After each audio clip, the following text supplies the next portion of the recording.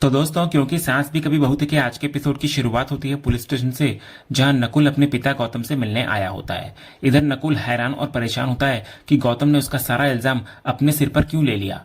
तो गौतम उसको धीरे बोलने की हिदायत देता है।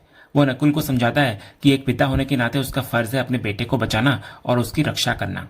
तभी नकुल खुद को दोषी मानता है। उसे याद आने लगता है कि उसने गौतम के साथ कितना बुरा बर्ताव किया, उसे हर्ट किया और यहां तक कि उसे पिता मानने से भी इनकार कर दिया। लेकिन गौतम उसे माफ कर देता है। वो कहता है कि नकुल की आंखों में उसके लिए आंसू और बार बार डैड कहना ही उसके लिए सबसे बड़ा इनाम है। गौतम मानता है कि अगर नकुल जेल में होता तो वो उसके लिए सबसे बड़ी सजा होती। तो नकुल इस पर फूट फूट कर रोने लगता है और अपने पिता के गले लग जाता है। फिर गौतम उसको मजबूत बने रहने की सलाह देता है और भरोसा दिलाता है कि वो एक बड़ा वकील है और जल्द ही इस केस को संभालकर बाहर आ जाएगा। फिर वो नकुल को अपनी मां का ख्याल रखने की जिम्मेदारी सौंपता है। इधर एक एक्सीडेंट ने बाप बेटे के टूटे हुए रिश्ते को फिर से जोड़ दिया था। नकुल का पछतावा और गौतम का त्याग, दोनों ने एक दूसरे को माफ कर दिया था और हमेशा साथ रहने का वादा किया। दूसरी तरफ मिताली टिम्सी के साथ खेलने में मशगूल होती है। इधर टिम्सी अपनी मम्मा को खेल के नियम सिखा रही होती है और मिताली बड़ी ही मासूमियत से खुद को ना समझ बताती है, जिसको सुनकर टिम्सी खिलखिलाकर हंस पड़ती है। दोनों के बीच की ये बॉन्डिंग खिड़की से मिहिर देख रहा होता है। इधर टिम्सी को इतना खुश देखकर मिहिर के चेहरे पर सुकून साफ झलकता है, लेकिन आंखों में एक अजीब सी चिंता भी होती है। मिहिर बिना कुछ कहे वहां से वापस जाने लगता है, लेकिन नैना उसको रोक लेती है और पूछती है क्या हुआ। तो मिहिर अपनी कश्मकश जाहिर करता है। वो कहता है कि बड़ों के झगड़ों की सजा बच्चों को नहीं मिलनी चाहिए। वो मानता है कि टिम्सी अभी खुश है, लेकिन उसे यह भी एहसास है कि यह खुशी कुछ पल की है, पानी के बुलबुले की तरह जो कभी भी फूट सकता है। मिहिर को यकीन होता है कि टिम्सी की असली और लंबी खुशी ऋतिक के साथ ही है, लेकिन वो इतना निष्ठुर नहीं हो सकता कि एक बच्ची की अभी की हंसी को छीन ले। वो बाद में देखता हूं कहकर वहां से निकल जाता है, लेकिन अपने पीछे एक बड़ा सवाल छोड़ जाता है कि क्या मिताली की ये ममता सच है या कोई नई चाल।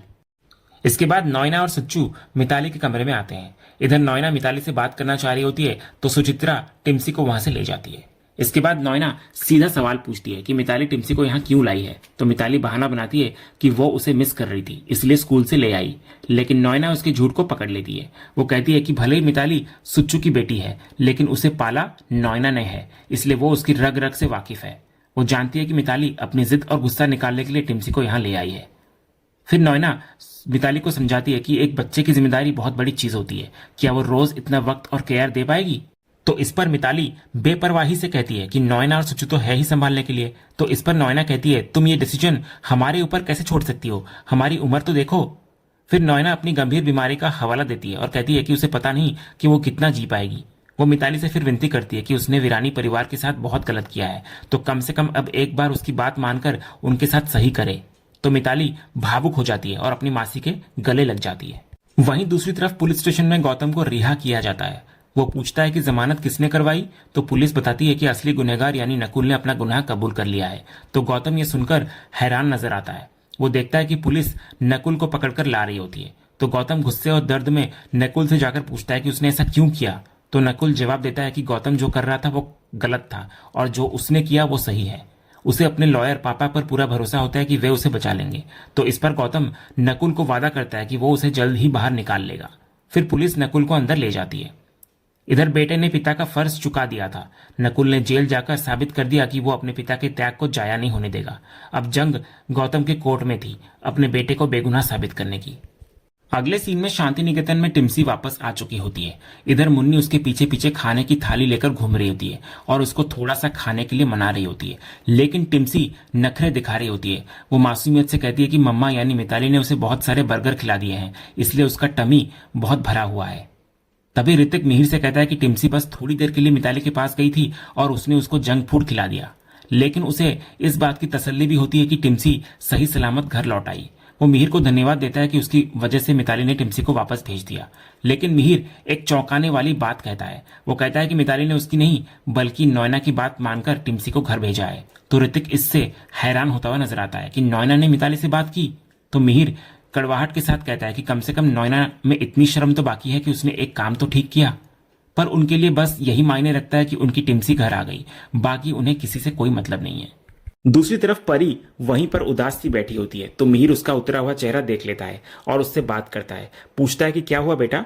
तो परी अजय के साथ हुई बातों का जिक्र करती है। तो ये सुनते ही मिहिर खुश होता है और कहता है कि अजय बहुत अच्छा लड़का है। फिर वो कहता है कि एक बार तुलसी आ जाए वे उसके माता पिता से बात करेंगे। लेकिन परी अपनी समस्या बताती है और वो है उसका अतीत। उसे लगता है कि उसकी गलतियां उसे आगे बढ़ने नहीं देंगी। वो मिहिर से सवाल करती है कि अगर रणविजय वापस आता तो क्या उसकी गलतियां माफ की जाती।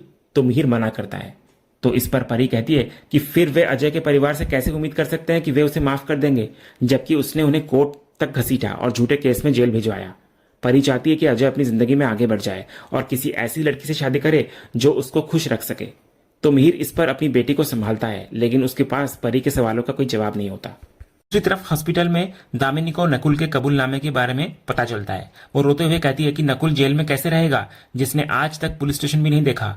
तो गौतम अपनी बेबसी जाहिर करता है कि उसने नकुल को बचाने की पूरी कोशिश की थी, लेकिन नकुल ने खुद आगे बढ़कर जुर्म कबूल कर लिया। गौतम फिर दामिनी को वादा करता है कि नकुल को सिर्फ एक रात जेल में रहना पड़ेगा, कल वो उसे घर ले आएगा। एक पिता और पति के नाते वो इस बार अपनी जिम्मेदारी जरूर निभाएगा। तो दामिनी भी उस पर भरोसा जताती है। जब गौतम फिर उसको घर छोड़ने की बात करता है तो दामिनी कहती है कि उसे उनके घर जाना है, यानी कि शांति निकेतन। तो दामिनी का एक वाक्य उनके घर गौतम के लिए सबसे बड़ी जीत होती है। वो दामिनी के गले लग जाता है खुशी के मारे। वहीं अगले सीन में अजय अपनी बड़ी बहन को मनाने की पूरी कोशिश कर रहा होता है। उसकी बहन जो परिवार की तकलीफों की गवाह रही है, उसको समझाती है कि परी के साथ बीता हुआ कल भुलाया नहीं जा सकता। वो अजय को सलाह देती है कि परी के साथ सिर्फ दोस्ती तक सीमित रहे, क्योंकि उसके माता पिता दोबारा उस दर्द और बदनामी को झेलने की हालत में नहीं है। लेकिन अजय का प्यार उसे हार मानने नहीं देता। वो अपनी बहन से विनती करता है कि वो एक बार माँ पापा से बात करे, क्योंकि वो परी के बिना नहीं रह सकता। तो उसकी बहन पिघल जाती है और कोशिश करने का वादा करती है। तभी इंदिरा वहां आ जाती है। उसने सब कुछ सुन लिया होता है और उसका फैसला सख्त होता है। वो 6 साल पुरानी कड़वी यादों को कुरेदते हुए कहती है कि परी ने उनके साथ जो किया उसके बाद उसे अपनाना नामुमकिन है। वो समाज की फिक्र करती है कि लोग क्या कहेंगे कि जिस परी ने उन्हें बदनाम किया उसी से दोबारा रिश्ता। इंदिरा साफ कहती है कि अजय चाहे तो किसी और से शादी कर ले, लेकिन परी इस घर में दोबारा बहू बनकर नहीं आ सकती। वो आगे कहती है कि एक बार भरोसा टूट जाए तो दोबारा नहीं जुड़ता, और इस उम्र में वे एक और धोखा नहीं सह सकते। ये उनका आखिरी और अटल फैसला है।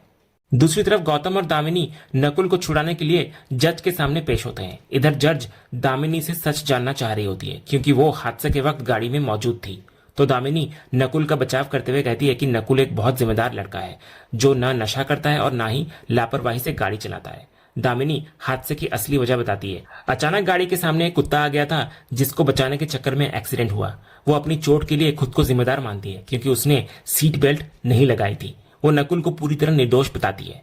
इधर गौतम भी फुटेज का हवाला देकर साबित करता है कि गाड़ी स्पीड में नहीं थी और कोई ट्रैफिक नियम नहीं तोड़ा गया था। वो जज से नकुल को रिहा करने की विनती करता है। तो जज दामिनी के बयान और सीसीटीवी फुटेज के आधार पर मानती है कि ये एक हादसा था, कोई जुर्म नहीं। वो केस को खारिज करती हुई नजर आती है और नकुल को रिहा करने का आदेश देती है।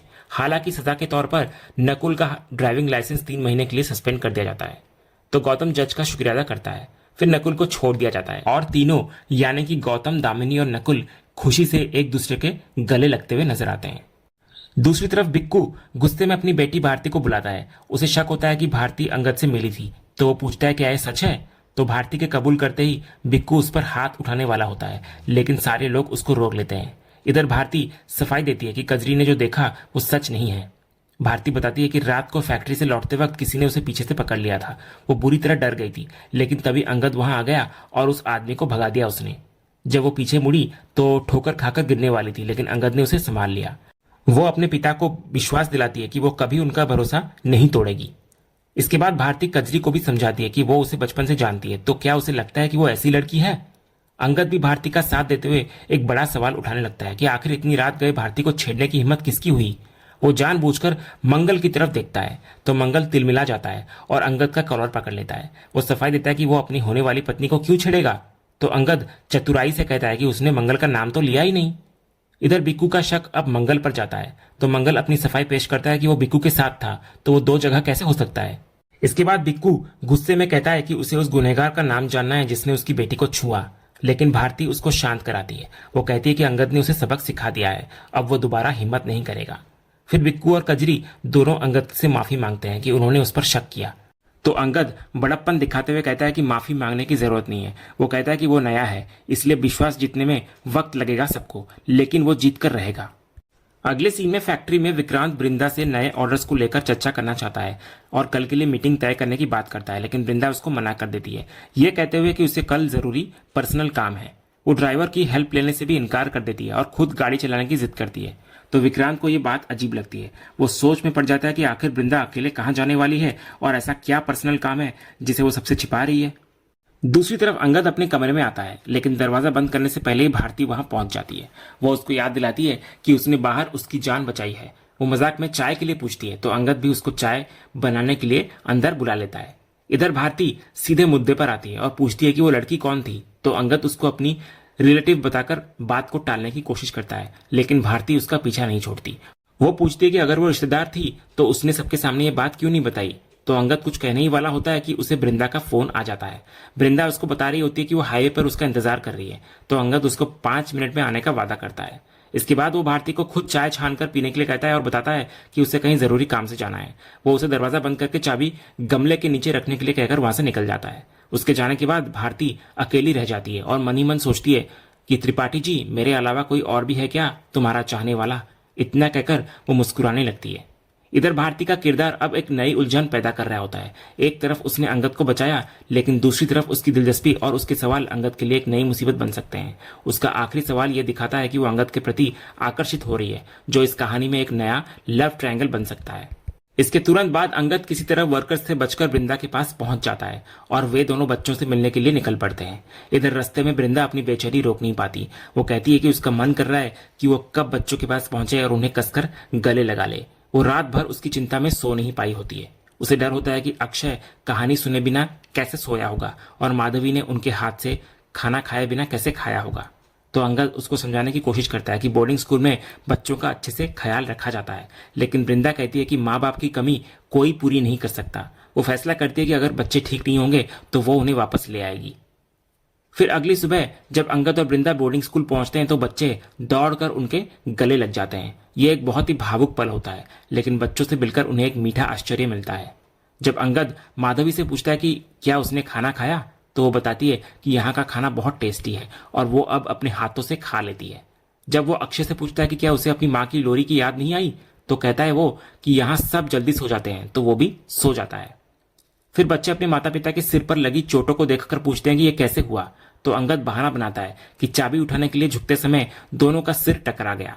इस पर माधवी मजाक में कहती है, आप दोनों छोटे बच्चे हो क्या। इसके बाद बच्चों के क्लास में जाने के बाद हेड मिस्ट्रेस वृंदा से आकर मिलती है और कहती है कि अब तो उनकी चिंता खत्म हो गई होगी ना। तो वृंदा उनका शुक्रिया अदा करती है और मानती है कि यह जगह उसके बच्चों के लिए बहुत अच्छी है। लेकिन हेड मिस्ट्रेस उनसे एक रिक्वेस्ट करती है कि वे महीने में सिर्फ एक बार ही बच्चों से मिलने आए, ताकि बच्चों को यहाँ एडजस्ट होने में आसानी हो। तो वृंदा और अंगद एक भारी दिल के साथ इस शर्त को मान लेते हैं। इधर बच्चों को खुश और एडजस्ट होते देखकर वृंदा और अंगद को राहत मिलती है, लेकिन हेड मिस्ट्रेस की नई शर्त उनके लिए एक और परीक्षा लेकर आती है। अब उन्हें अपने बच्चों से मिलने के लिए भी 1 महीना का इंतजार करना होगा, जो उनके लिए किसी पनिशमेंट से कम नहीं है। दूसरे सीन में अंगद और वृंदा बोर्डिंग स्कूल से लौट रहे होते हैं। इधर बच्चों को खुश देखकर अंगद भी बहुत खुश होता है और जोर जोर से हंस रहा होता है। वो वृंदा को छेड़ते हुए कहता है कि बच्चे खुश हैं तो बाप भी खुश है, तुम्हारी तरह रोता थोड़ी रहूंगा। वृंदा भी मुस्कुराती है और कहती है कि वो समझ गई है कि जब वे बूढ़े होंगे तो उन्हें एक दूसरे का ही सहारा बनना पड़ेगा, क्योंकि बच्चे तो आने से रहे। तो अंगद इस मौके का फायदा उठाकर माहौल को और रोमांटिक बनाता हुआ नजर आता है। वो कहता है कि ये तो अच्छी बात है, उसे और रोमांस करने का मौका मिलेगा। वो गाड़ी में रोमांटिक म्यूजिक चला देता है और वृंदा अपना हाथ उसके हाथ में रख देती है। दोनों एक दूसरे की आंखों में खो जाते हैं और अपने पुराने प्यारे पलों को याद करने लगते हैं। तभी अचानक अंगद की गर्दन में दर्द होने लगता है। तो वृंदा चिंता से कहती है कि वो आजकल बहुत मेहनत कर रहा है। वो कहती है कि वो एसी कैबिन में काम करती है और अच्छी जगह रहती है, लेकिन अंगद को मजदूरों की तरह रहना पड़ रहा है। तो इस पर अंगद कहता है कि उसे इसी बात से सुकून मिलता है कि वृंदा अच्छे से रह रही है, वरना वो पता नहीं क्या करता। उसकी ये बात उनके गहरे प्यार और एक दूसरे के प्रति उनकी फिक्र को दिखाती है। लेकिन उनका ये सुकून का पल ज्यादा देर नहीं टिकता। जब वे गाड़ी में एक साथ आ रहे होते हैं तो अंगद अचानक गाड़ी रोक लेता है।